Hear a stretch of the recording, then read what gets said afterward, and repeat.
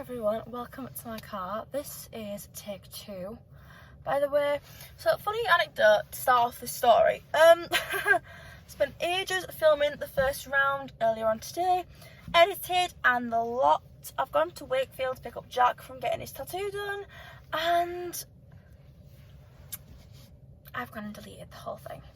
So here we are, it's now 7:15.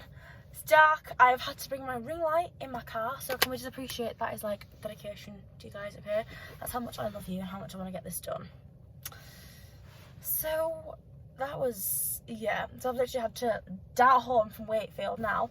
Obviously it's now getting darker, so I've resulted in putting my ring light in my car. Why I'm doing it in my car, right, it sounds weird, but this is kind of like a serious-ish video. Like, it's not like a normal one that I'd like usually do. You were rested like on here, but now because you're like there and literally the thing won't stand up unless I just position you exactly there. So you have to just casually lean back like, hey. What was I saying? Oh yeah.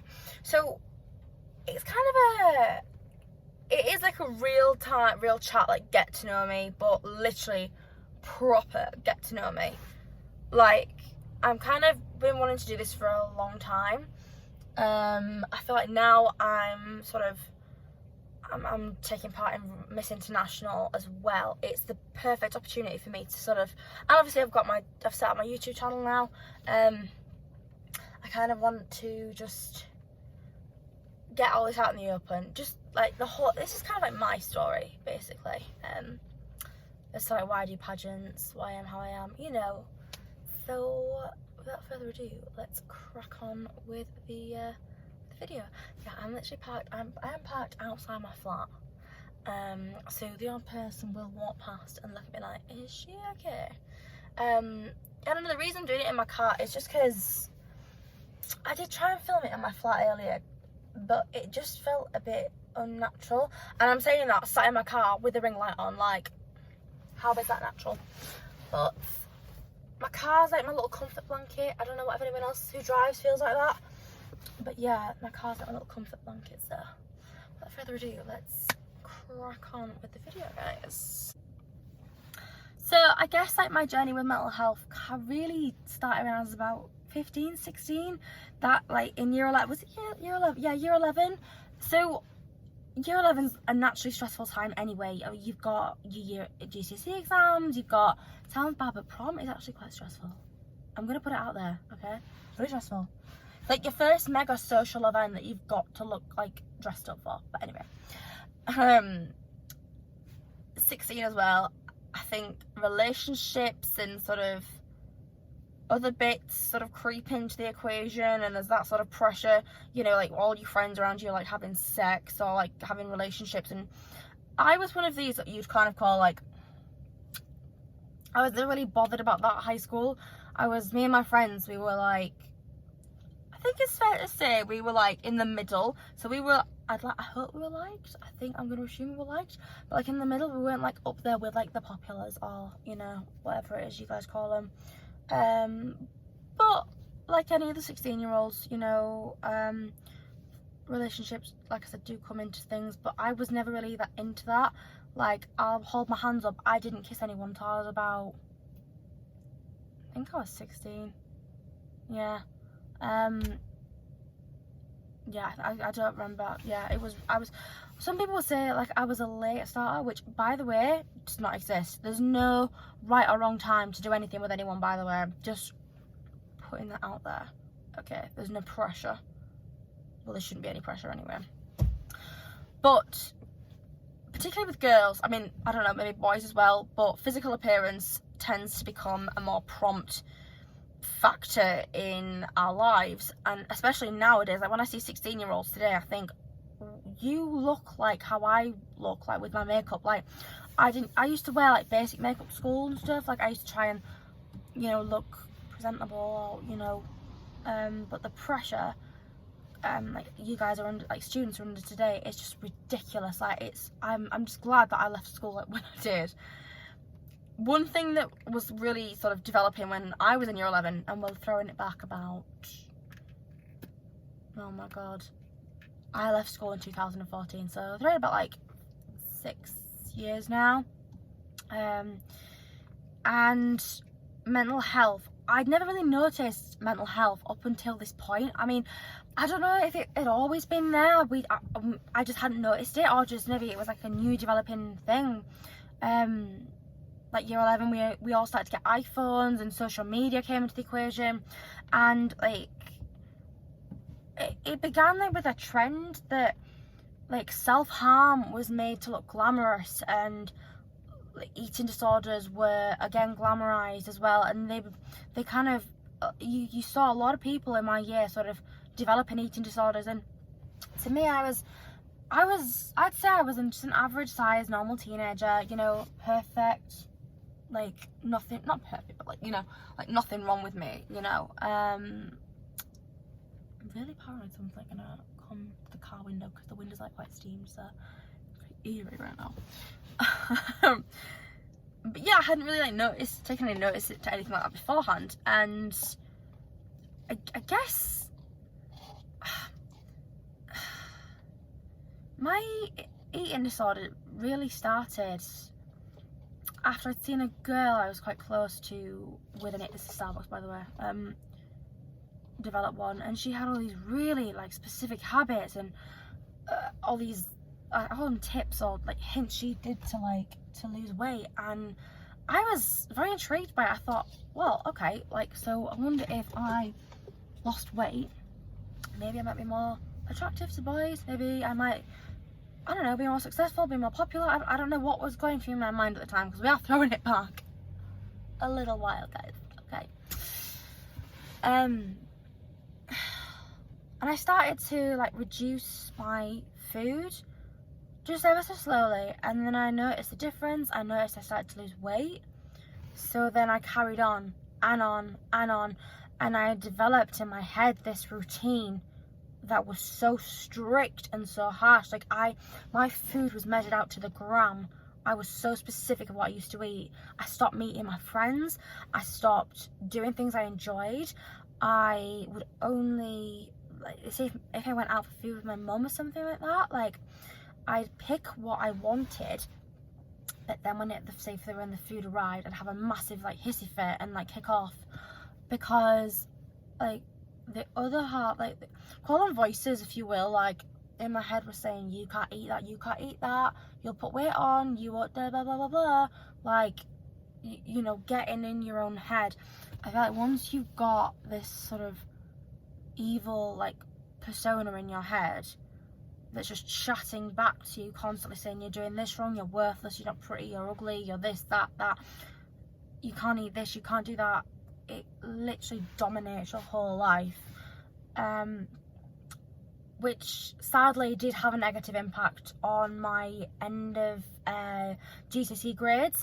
I wanted to get I did want to get A's. I was really pushed myself, and I remember it so well. Like, I worked so hard. Like, Jack always reminds me about it. So he got B's at GCSEs, he says, and he said he did it without putting any effort in, right? I literally made myself so poorly, probably because I wasn't eating. I'll be honest, guys. If I ate and fueled my brain properly, I would have probably got better grades. But I came out with straight B's, which was fine, because that was they were the grades I needed to get into the sixth form I applied for, which was, you know, really great.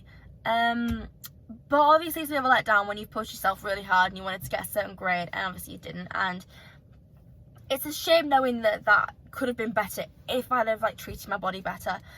So if you have exams, guys, please fuel your brains. But unfortunately this my eating disorder did carry on from when I got to sixth form.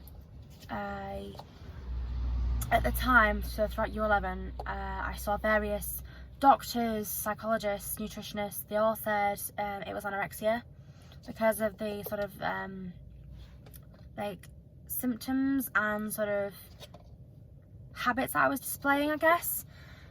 However, when I reached sixth form, those habits continued, but I also developed symptoms and sort of habits of bulimia as well. So for anyone who isn't aware, so anorexia, forgive me if I'm wrong, but I think anorexia is basically where you starve your body, or let's say do what I did, you starve your body and have like a really, really like set diet, but obviously a limited set diet. And then bulimia, one of the most sort of prominent signs of it is purging your food. So say if you eat something and then you bring it back up the other way.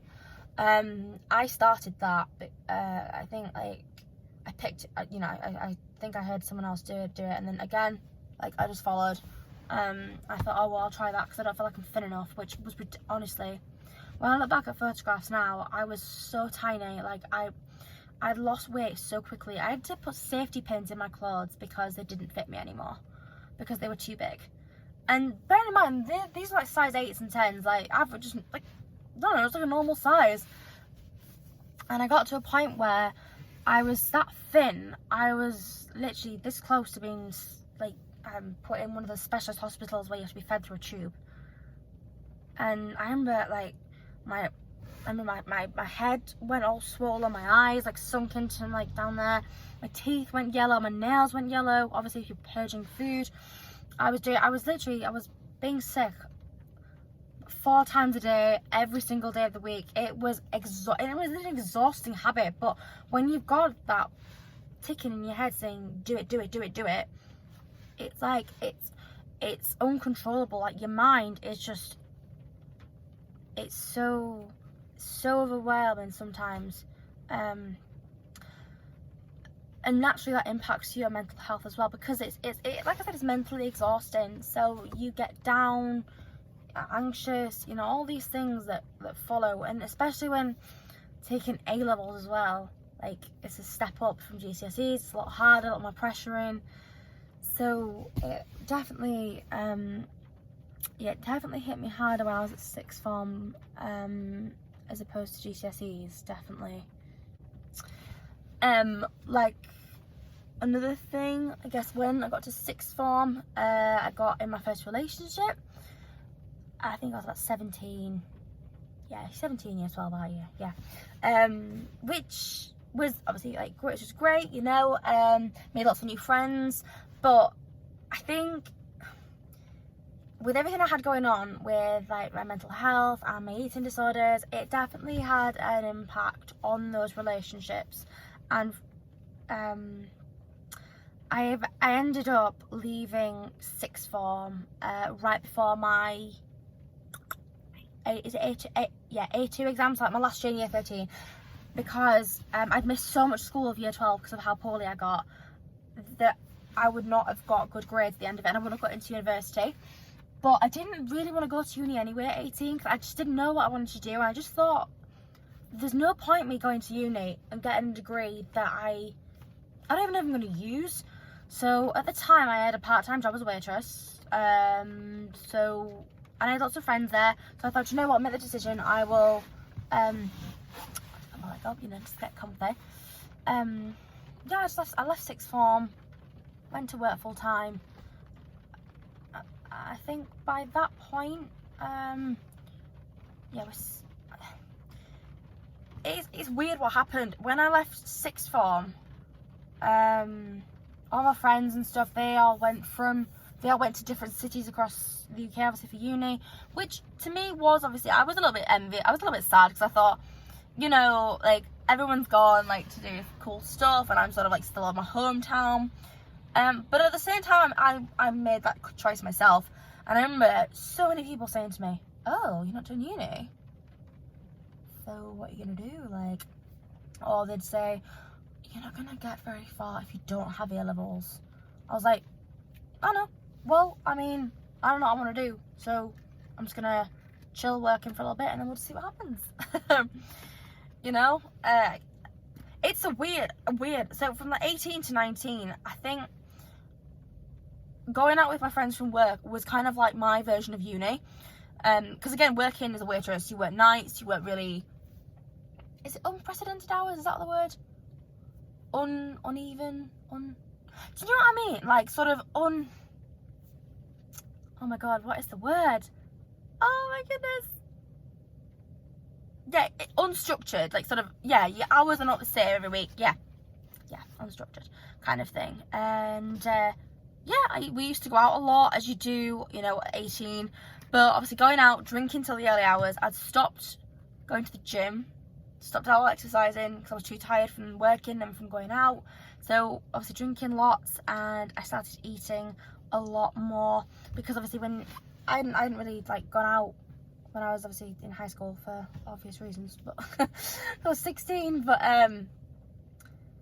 yeah, I think the excess alcohol, the excess bad foods, no exercise, I feel like I went from one extreme to the other. So I went from being extremely frail and skeletal to like a massive shoot up, and I gained so much weight.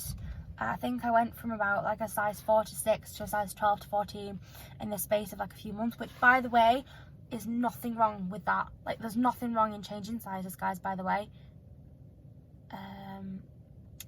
Why someone just walk past? We're just looking. I think we're okay. I think we're fine. Oh, cool.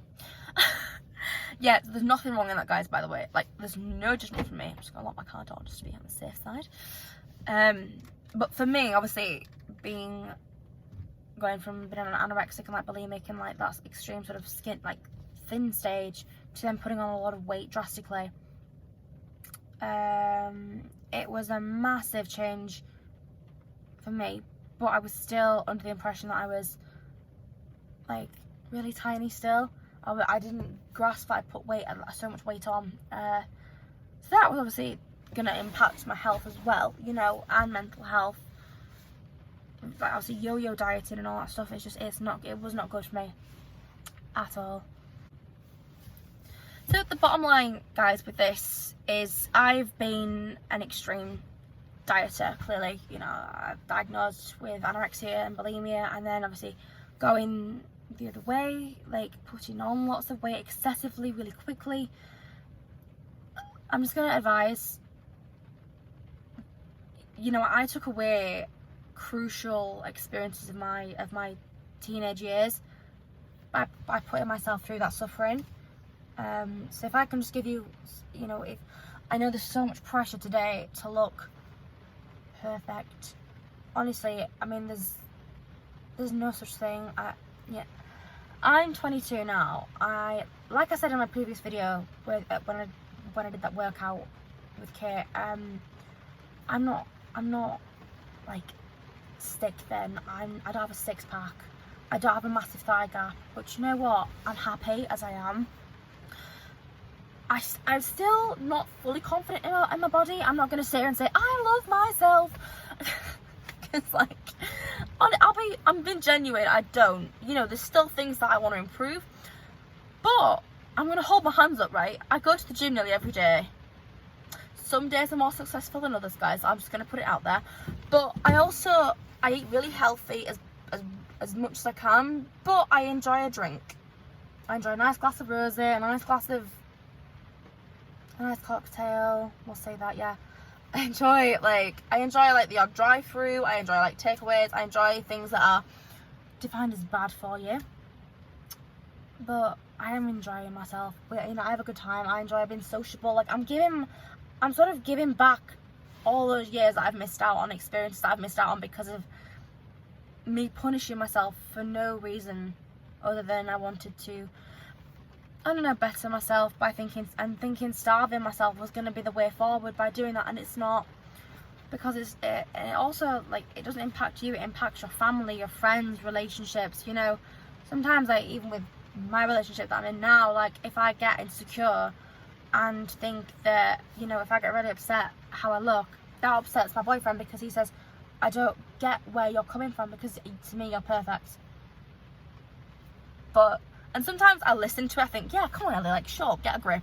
And then other times it just goes in and out. It just depends what mindset you're in. It really does depend what mindset you're in. I'm really paranoid that someone's like literally watching this car. I'm so paranoid right now. I think we're okay. But yeah, I hope like that that part of the story kind of made sense. So eating disorder awareness is such a big thing for me. So hopefully I can get do a lot more work, you know, whilst I'm Miss International finalist. And also, you know, with my YouTube channel, if you have any questions, I am a complete open book. Like, don't think I'm just gonna say this and that's it. No one else speak a word of it. The reason I'm doing this is to get my story out there, to let you know what I've been through, what I've experienced. And if you are going through the same thing or know someone's going through the same thing, you don't necessarily have to tell me. You can if you want, you know, but I mean, you don't have to. You can just talk to someone, or just never suffer by yourself. That's kind of what I'm getting at here. Now on to the part that I think I'm going to struggle with the most. So please just bear with me if I'm a little bit slow at this, if I kind of, I don't know, even repeat myself or get a little bit upset.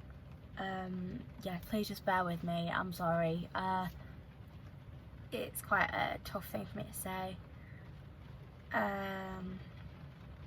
But it is like one of the biggest reasons that I do pageants, and it is one of the biggest reasons like why I'm doing my YouTube channel and kind of why I am how I am today. So I think I'm just gonna, because what's the saying, grasp the nettle with both hands and just get it out in the open.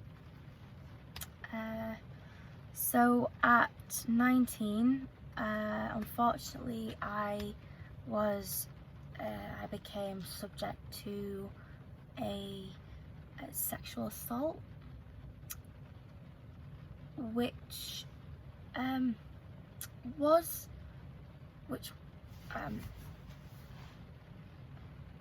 was classed as a rape by officials. It did go to the police, you know, I mean that's what they described it as. I'm not going to go into the ins and outs. I don't want to do that. That's not what this is about. This is literally just about me sharing my experiences with you guys, and just sort of, I don't know, hopefully giving you some inspiration. I don't know.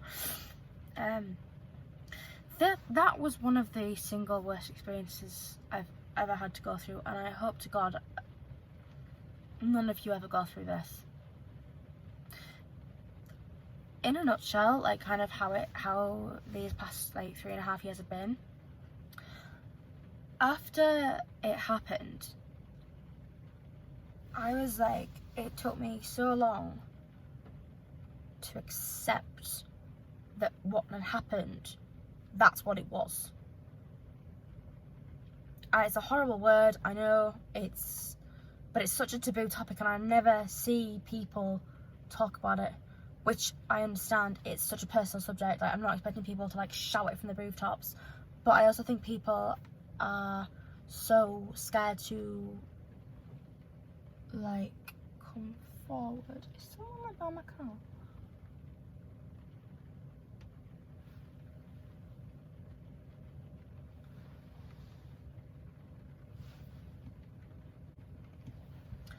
And I don't want people to feel like they've got to be embarrassed, or that they asked for it, or they lied, like, or if they've been drinking alcohol, if they've been wearing like revealing outfits on like say it was a night out.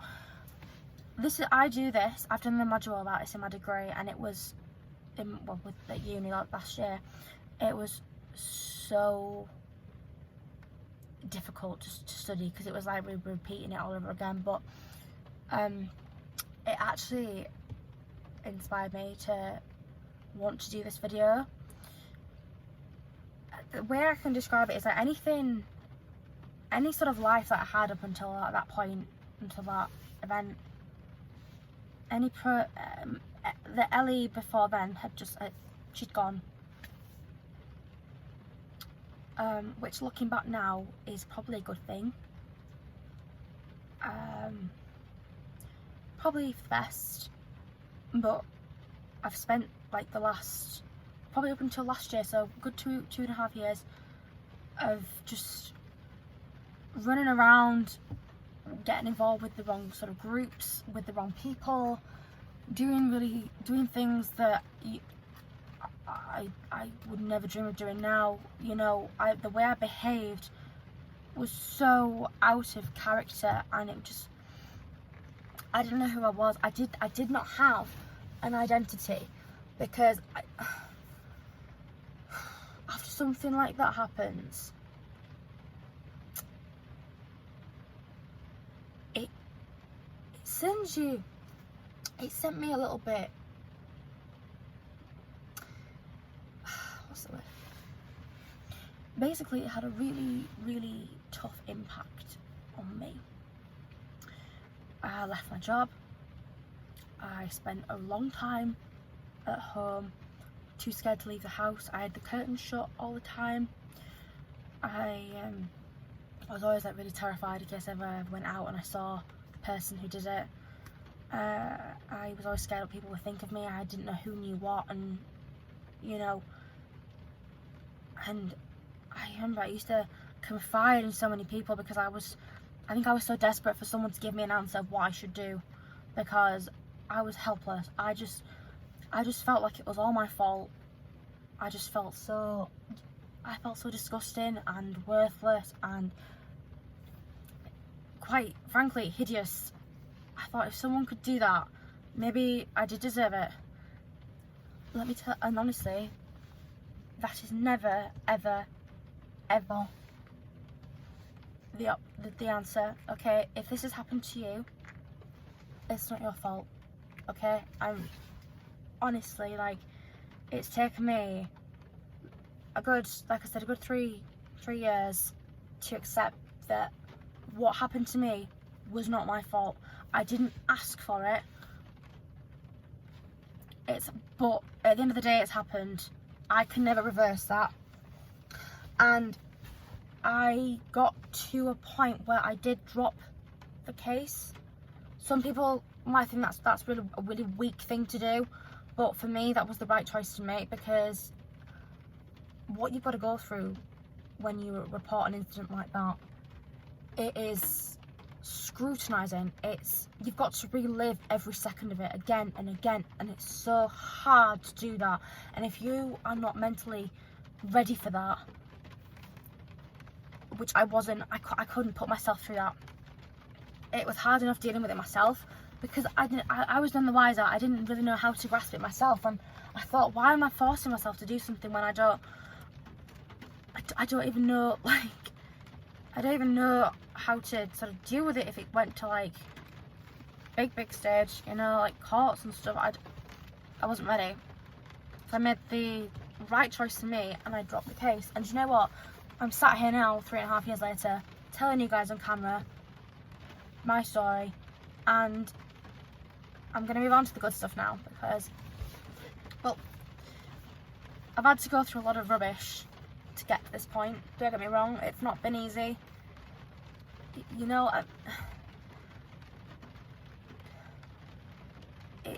all the sort of impact it's had on me. At one point, I didn't want to be here anymore.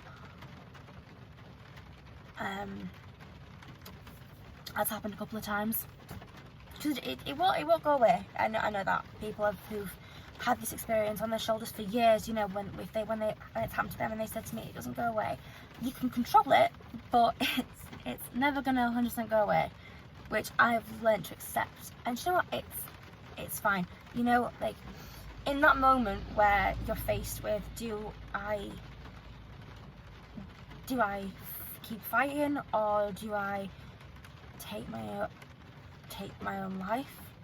Sorry, purposefully put on lashes because I didn't want to like cry, so just think of lashes, girl, think of lashes.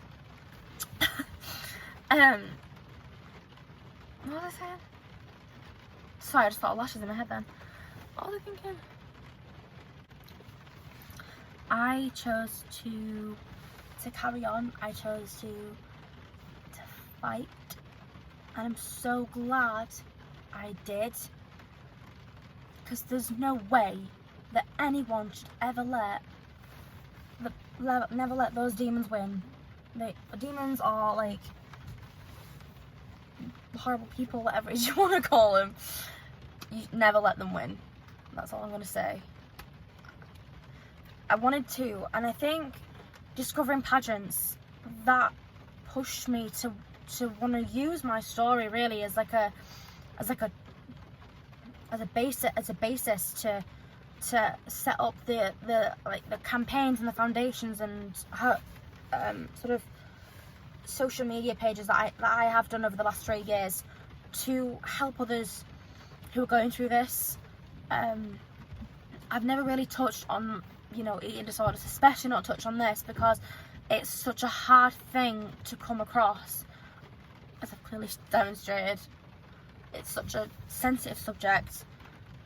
And again, same as eating disorders, guys, if you do want to ask me anything about it, please do. Like, the reason I'm sharing this with you is because I want you to know that I've been through this, but how I am now is such a good example of there is light at the end of any darkness. It's just about having that inner strength to think, I can do this, I've got this. Like, yeah, times are a bit rubbish now, like very rubbish. Because at the end of the day, no matter how many specialists you see, no matter how many people you talk to and ask them for their advice, it's just you that can get yourself out of anything. So, like, at the end of the day, like, I was the only person that could have get myself truly out of this dark patch, and I did. I discovered pageants, as I said. I was a little bit at the time, we're talking like 2018-19, I was still too afraid to really come forward and share my story because I wasn't ready. I was not ready at all. But now I am, you know, which is great. And one of the best things about this is, not that I'm saying it was good that it happened, but if we are going to try and turn a negative into a positive, I'm just going to add the massive factor in there, throwing it back to it when I was 18, and those people that said to me, you're going to go nowhere in life because you don't have A levels. I have just got a 2-1 in my foundation year at uni at Liverpool, studying law and criminal justice. I'm about to start my official degree in law and criminal justice because I want to help other victims of sexual assault. I don't know exactly, like I said, I don't know exactly what career path I want to go down yet, but I know I'm in the right degree to doing that. And it's weird, everything happens for a reason, you know. So this, if I'm going to take anything from this experience, it's that it's pushed me to know what I want to do with life, and especially with social media. You know, I also want to grow like an influential sort of platform and get it out there that, you know, about my story, and hopefully inspiring others that are struggling. It doesn't have to be what I've gone through, you know, it can be anything to do with mental health. Mental health is such a big scale in today's society, and if I can help at least one person with anything, you know, that means so much more to me than anything about this, and the whole reason I'm doing this. But at the end of the day, like, winning a crown at a pageant is prestigious, and especially with the system that I'm doing, I'm so excited to get involved, and that's why I'm throwing myself in the deep end here, like telling you guys all this, because I want to start from diving straight in. Like, I want to give this my 110% shot here, to helping people. I really do. So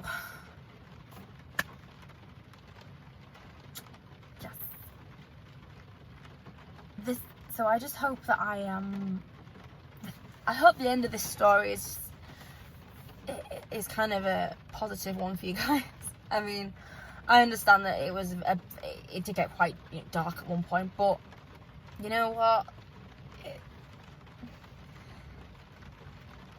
I'll hold my hands up. This is me, and I'm proud that I am where I am today. You know, I've got a really good job, really amazing friends, living with my partner, who's just got himself a first part of his sleeve done, so he's in the flat and really giddy at the moment. But he puts up with me, you know. He's a good egg. Amazing family, friends. I've got, you know, I'm at uni, doing a degree that I love and I'm so passionate about, and also I've got this most amazing hobby, and you know, pageantry, and the friendships that I've got from that is incredible. Like, I've got so much to be grateful for in my life right now, and that's the best thing you can do when you're struggling, guys. Like, you know, always look at what you've got, take that and just build it up and up and up and up, and then enjoy your life, because I'm 22 now and I'm living not like my best life, because, you know, COVID-19 and all that stuff, but I'm living the best life that I can, and I'm so happy about that. You know, it's just, don't get me wrong, like, I'm not saying here I'm happy all day every day, because I'm still human. I still have down days, everybody does, but the one thing to remember is that there's always going to be a light at the end of the tunnel. If you're alive and you're fit and well, and but that's hopefully the message that I want to send across to you guys. At the end of the day, you know, there's always going to be a light at the end of the tunnel, whatever dark patch you are going through. I'm going to try and leave on a positive message. So I'm not exactly a qualified motivational speaker, but I will try, okay? What things that I've kind of learned through all this is to do what makes you happy. Not be afraid to putting yourself out there. Honestly, don't be afraid to put yourself out there and do what makes you happy. Do not care what other people think about you. And this is going to sound so cheesy, but it's just come to my head. Just enjoy life. Like, if any opportunities come your way, just take it and enjoy your life. Because it actually is so true, life is too short. So I'm going to leave it there. I hope this has been a good video for you to watch. If you've stayed the entire time, thank you so much for listening. It really means a lot. Like I said, if you ever want to talk to me, like, message, you know, ask any questions, or you can do. Like, I'm not a qualified specialist in anything, by the way, but I've got first-hand experience in these things. So if you, I don't know, want to chat, even chat about the weather. The weather, by the way, is shocking at this moment in time. So I'm gonna have to run into the flat with my ring light on my phone. Oh wait, I've got to buy Jack some dinner. What do we do for tea tonight, guys? That was completely off topic, by the way. I'm just thinking, like, what do I do for food? Anyway, back to it.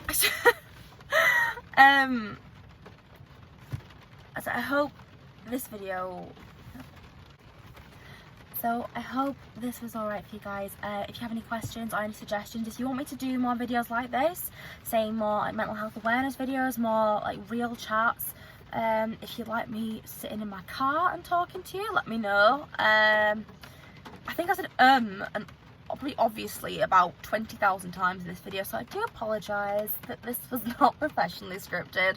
It was completely impromptu, is that the word? But I'm gonna love you and leave here, because I need to edit this, post it, and then get some food, because I am currently starving. But thank you so much for all your support so far, guys. It really means the world to me, and without you guys, I wouldn't be doing this. I wouldn't have the confidence to do this tonight. So I love you all, and have the best evening. And if you like this video, you know what to do. And also, again, I don't know where it is, but just subscribe here or here. Bye.